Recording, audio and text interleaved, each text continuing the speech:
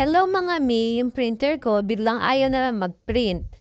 Ang problema, inkpad end of service error. Kailangan pa daw yun ng technician. So, ako nagtitipid, ako na lang. Ganito lang, yan. Sa likod ng printer, makikita mo doon merong isang tornilyo.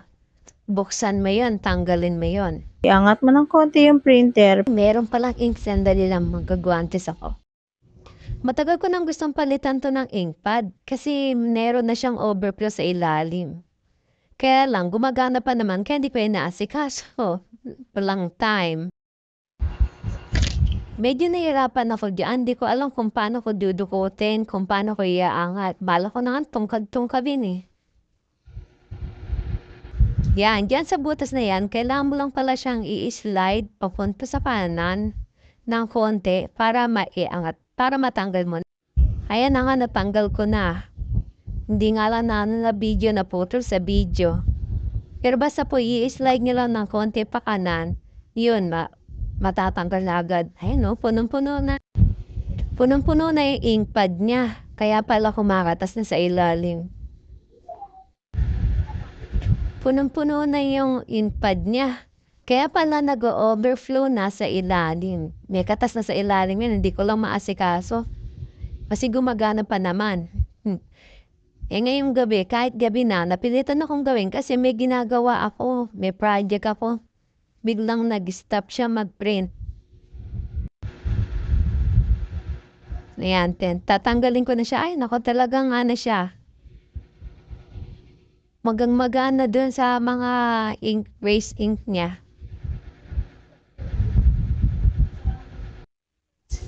Ayan, sinundot ko na lang ng gunting. Kasi wala akong tiyani, hindi ko makita yung tiyani namin. Alibasa, walang gumagamit.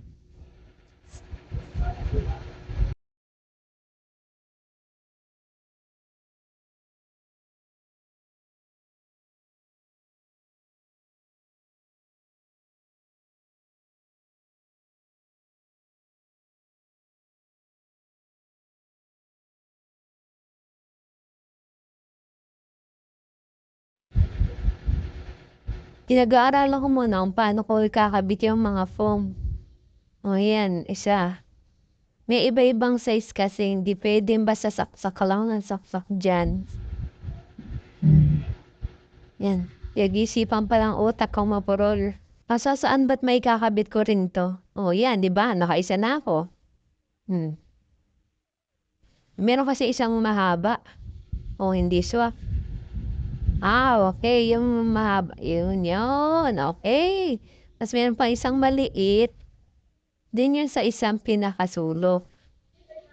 Buti na lang talaga may guwantes ako. Kung hindi, nako. Itim na kamay ko. Ayan. O yan, di ba? Ang bilis lang. O, di parang bago na naman siya. Tatabi ko yung luma kasi pwede namang gamitin ulit yun. Pugasan mo lang at pipiga-pigain. Kailangan ko kasi bumili na ako para hassle-free. Mura lang naman siya eh. Yung ano niya, foam. Mura lang sa Shopee, syempre. Ayan. Yan. Ibabalik ko na siya sa likod. Madali lang oh. Buti na lang meron akong kapitbahay na dumalaw sa akin eh. May nakatuwang akong tagahawak. Shoutout sa'yo, Tidors. Madali lang siya. Isasalpak mo lang, tapos isang tornilyo. Ayun, okay na siya. Diba? Hindi na kailangan na maintenance. Kung meron niya magpapagawa, tawagin niyo lang ako. Basta yung ganyang usapan lang sa wastepad niyan. Ang printer ko nga pala Epson L360. Ganyan, yan siya. Isang tornilyo lang naman yan eh. Okay na yan. Hindi pa ma-shoot. Kulang sa practice. Yan. Di ba? Pero akala niya tapos na yan. Hindi pa. I-reset pa ang program niyan. Alam mo, ganun lang.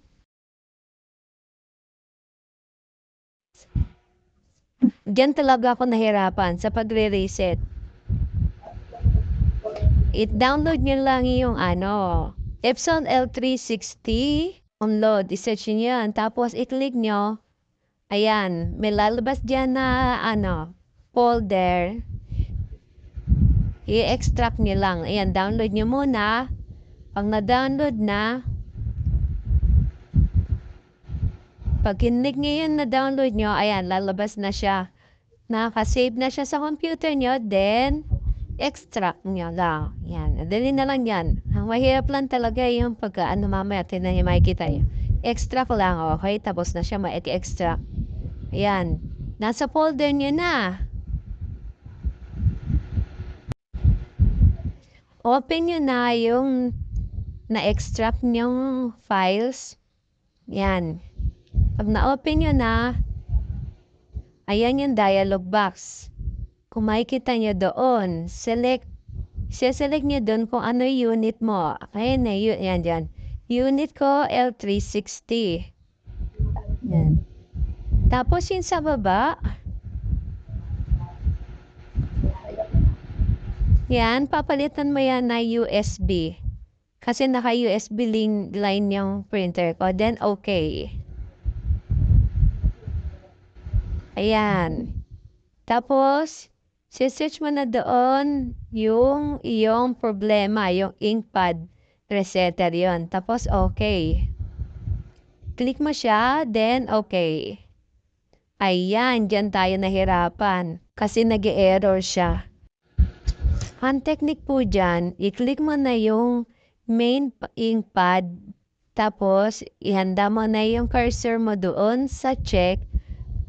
Tapos, bubunutin mo yung USB sa likod ng CPU.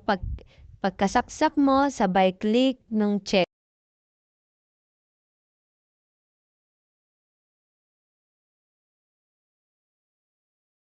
Oh, ayan, di ba? Lumabas na siya.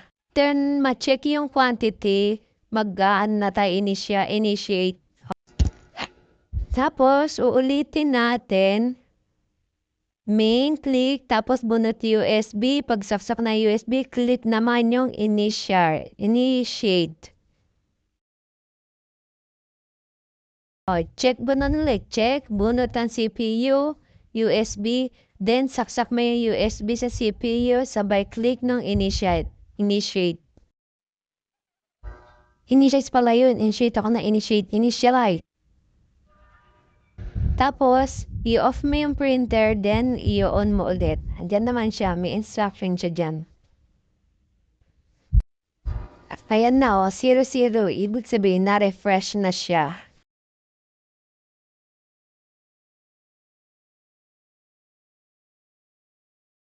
Ayan, 00 na. Na-reset mo na yung bilang nung sa inkpad niya. Okay? It's done. Happy ako dyan. Nakalibre ng bayad. Then, pwede na siyang mag-print. Finish ka na. Finish na. Close na lahat.